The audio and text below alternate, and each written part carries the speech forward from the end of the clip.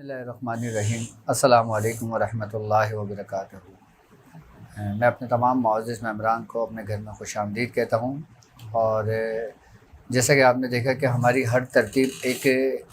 ہر series ایک ترتیب وار الحمدللہ ہم اس کو کر رہے ہیں، کہ جس طرح ہم نے اپنی پہلی ترتیب جو ہم نے چینل شروع کیا تھا پریکٹس آف میڈیٹیشن سے شروع کیا تھا، اور پریکٹس آف میڈیٹیشن کے بعد اسی ترتیب کے بعد پھر ہم لوگ آئے تھے علم العدد پر، اور علم العدد کی بھی ترتیب میں نے اسی ترتیب سے سمجھائی تھی جیسے کہ پریکٹس آف میڈیٹیشن کی تھی۔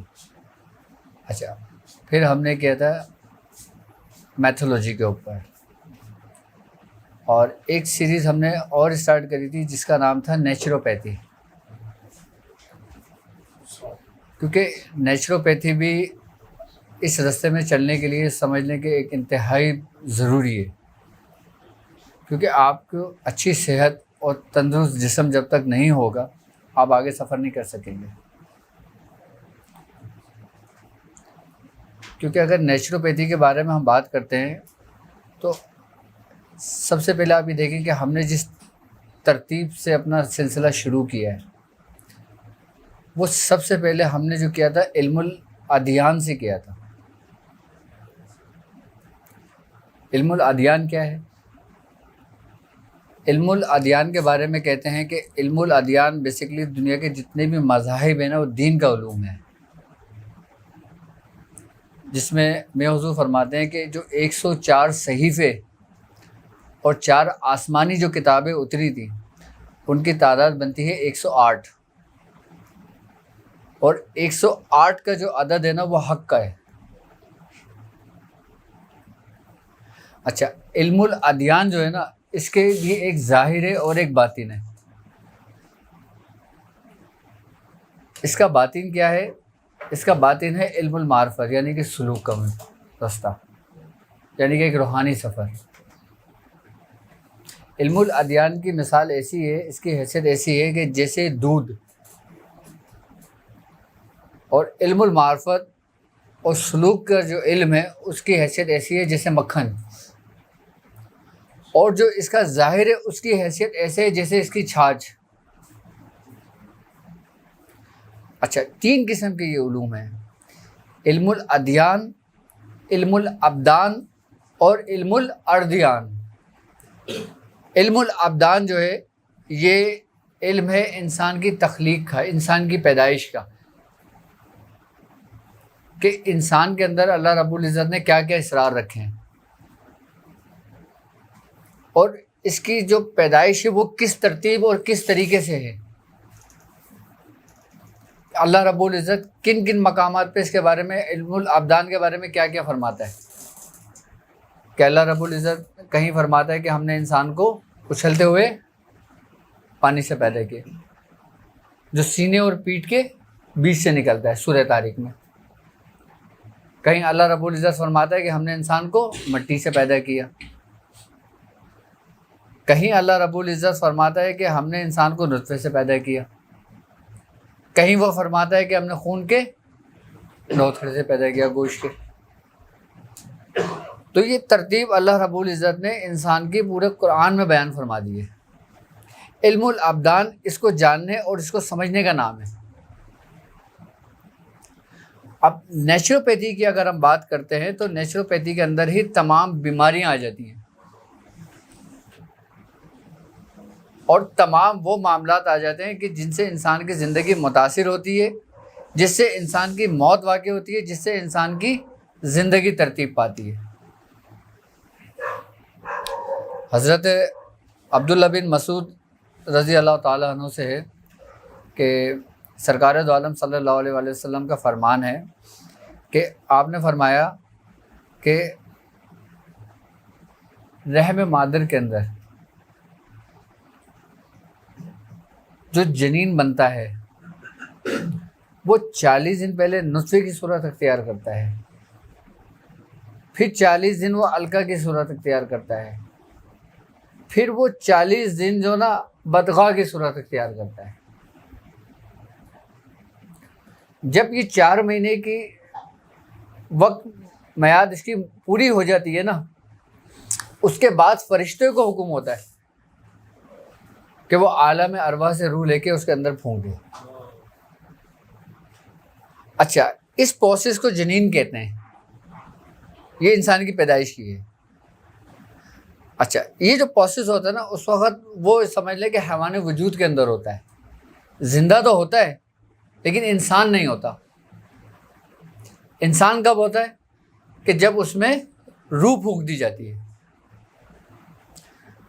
سورہ 3 میں ہے نا کہ اللہ رب العزت کیا کہہ رہا ہے کہ وَالتِّينِ وَالزَّيْتُونِ وَطُورِ سِينِينَ وَهَٰذَا الْبَلَدِ الْأَمِينِ. قسم ہے تین کی، زیتون کی اور طور سینین کی، یعنی کہ امانت والے شہر کی. کہ لقد خلقنا الانسان فی احسن تقویم، کہ ہم نے انسان کو بہترین ترتیب سے بنایا، بہترین ایسا طریقے سے بنایا. یعنی کہ اگر انسان کی شخصیت اس کو دیکھا جائے نا تو یہ دو چیزوں کا مرکب ہے، ایک حیوانی وجود اور ایک روحانی وجود. پھر کہتا ہے کہ ثم رددناہ اسفل، کہ ہم نے اسے جانوروں سے بھی بدتر پھینک دیا. اب یہ تو ہو گئی اس کی تخلیق، اس کی پیدائش کی ترتیب جو اللہ رب العزت نے بیان فرمائی ہے. ٹھیک ہے، لیکن وہ ترتیب جو آدم علیہ السلام کی تھی وہ اس سے بالکل مختلف تھی.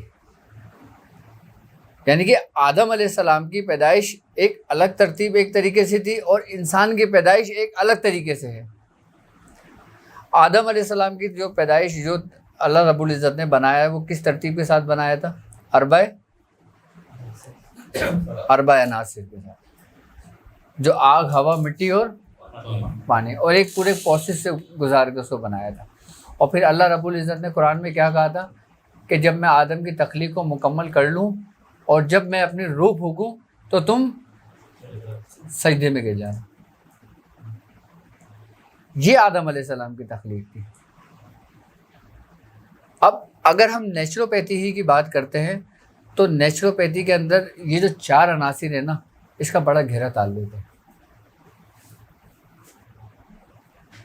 جو انسان کو زندگی بھی دیتی ہے اور موت بھی دیتی ہے. اب ان 4 عناصر کا تعلق ہمارے ان کون کون اعضاء سے ہیں، کن کن اعضاؤں سے ہیں کہ جس سے ہم بیماریوں سے محفوظ ہو سکتے ہیں، بیماریوں سے بچ سکتے ہیں. کیونکہ بڑے بزرگ فرماتے ہیں کہ علم الادیان کے بغیر علم الابدان نہیں سمجھا جا سکتا، اور نہ علم الادیان سمجھا جا سکتا ہے. تو اس لیے جو انبیاء کرام آئے نا، ان کی پہلی ترجیح یہی رہی ہے انہی علوم کے اوپر. آئی بات سمجھ میں؟ اب علم الابدانی کی اگر بات کرتے ہیں، ہم نیچروپیتھی پہ اگر آتے ہیں تو یہ علم بھی الہامی علم تھا. یہ علم الہامی ہے، لیکن اس کے بعد پھر کچھ ایسے حادثات ہونے لگے کہ جس سے کچھ نہ کچھ چیز، کچھ نہ کچھ بیماریاں وجود میں آتی رہیں، اس کا علاج دریافت ہوتا رہا. اگر ہم جیسے بات کرتے ہیں کہ وہ 4 جو عناصر ہیں وہ کون کون سے ہیں، وہی آگے آتشی، بادی، آبی اور خاکی. اچھا، میڈیٹیشن میں بھی ہم 4 قوت کے اوپر محنت کر رہے ہیں. علم العدد میں بھی ہم 4 چیزوں پہ ریاضت کر رہے ہیں. آئی بس سمجھ میں؟ اور نیچروپیتھی میں بھی انسان کی جو بنیاد ہے وہ بھی ان 4 ہی اجزاء پر ہے. اب ہمارے جسم کے اندر بیماریاں، وائرس کس طرح اٹیک کرتا ہے اور کن کن مقامات پہ کرتا ہے کہ جس سے ہم بیمار پڑتے ہیں، ہمارے اندر بیماریاں جنم لیتی ہیں. اچھا، یہ چیز سیکھنا ہے یا صرف بتانا ہوں آپ لوگوں کو؟ کیونکہ دیکھو، بتانا ایک بات الگ ہوتی ہے، سیکھنا ایک بات الگ ہوتی ہے. پڑھنا ایک بات الگ ہوتی ہے، سیکھنا ایک بات الگ ہوتی ہے. ٹھیک ہے نا؟ میں آپ کو سمجھاتا ہوں. جیسے مثال کے طور پہ، اب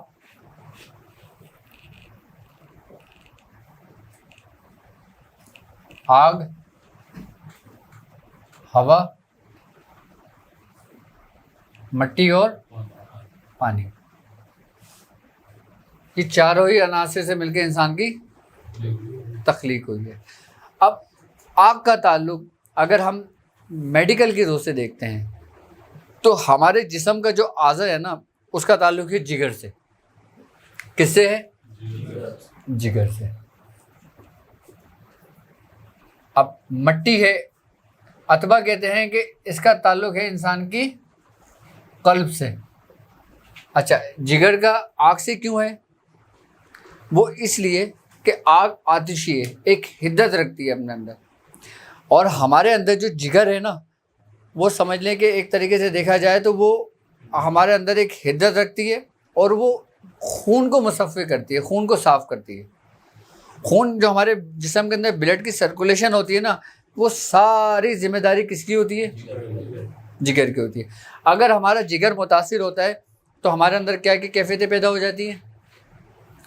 ہمارے اندر خارش پیدا ہو جائے گی، دانے نکل جائیں گے، پھوڑے، پھنسی، برس کا مرض، یہ ساری بیماریاں ہمارے اندر پیدا ہو جائیں گی اگر ہمارے جسم کے اندر خون صاف نہیں ہو رہا ہوگا۔ اس کا تعلق کس سے ہے؟ جگر سے ہے۔ اچھا، اب جب بخار انسان کو چڑھتا ہے تو سب سے پہلے ہمارے اندر کیا کیفیت ہوتی ہے؟ بدن ہمارا گرم ہوتا ہے، ایک حدت پیدا ہونے لگتی ہے۔ اچھا، بخار ہونے کی بھی کئی علامتیں ہوتی ہیں اور کئی وجوہات ہوتی ہیں بخار کی۔ اچھا، بخار حدت بڑھنے کی وجہ سے بھی ہوتا ہے، سردی کی وجہ سے بھی ہوتا ہے، خشکی کی وجہ سے بھی ہوتا ہے، تری کی وجہ سے بھی ہوتا ہے۔ ان تمام کیفیتوں کی وجہ سے بخار کی حدت ہمارے اندر پیدا ہوتی ہے، جس کا تعلق آگ کا جو ہے وہ جگر سے ہے ہمارے جسم کے اندر۔ آئی بات سمجھ میں؟ اچھا، مٹی کو قلب کیوں کہا گیا ہے؟ کیونکہ مٹی کے اندر ہے جبس کرنا، اس کی خاصیت ہے کہ مٹی اپنے اندر جبس کرتی ہے۔ اور قلب کی کیا خاصیت ہے؟ کہ قلب بھی اپنے اندر جبس کرتا ہے۔ اس لیے بزرگان دین نے مٹی کو قلب کا مقام دیا ہے۔ یہ باقاعدہ ایک اس کی پوری ترتیب ہے۔ آئی بات سمجھ میں؟ اچھا، قلب کو اگر آپ دیکھو نا تو قلب کے معنی الٹے گئے ہیں۔ ہم دل ایسے بناتے ہیں نا جبکہ ہمارے جسم میں الٹا ہے، کیونکہ نبی کریم صلی اللہ علیہ وسلم کی حدیث ہے نا، آپ نے فرمایا کہ جب بچہ پیدا ہوتا ہے تو شیطان اس کے قلب پہ ہاتھ رکھتا ہے جس سے وہ چیخ مار کے روتا ہے، اس سے اس کا قلب الٹا ہو جاتا ہے،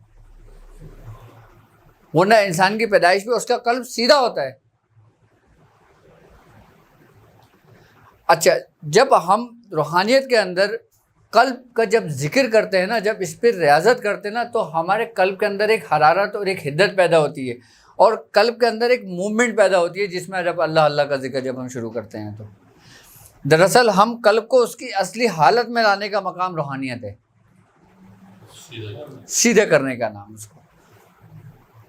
اس کے ایک خاص ترتیب کے ساتھ جب ہم لطیفہ نفس سے لطیفہ قلب کی طرف آتے ہیں نا تو اس کو جگانے کا مقصد، اس کو کرنے کی مرتب، اس کی بالکل ترتیب کو سیدھا کرنا ہوتا ہے۔ اللہ تعالیٰ قرآن میں کہتا ہے نا کہ یہ قلب رکھتے ہیں لیکن سوچتے نہیں ہیں۔ اچھا، جس طریقے سے ہماری ظاہری آنکھیں ہیں نا، ہمارے ظاہری کان ہیں، اسی طریقے سے ہماری جو روح جو ہے نا جس کا تعلق قلب سے، اس کی بھی باقاعدہ آنکھیں ہیں، اس کے بھی باقاعدہ کان ہیں۔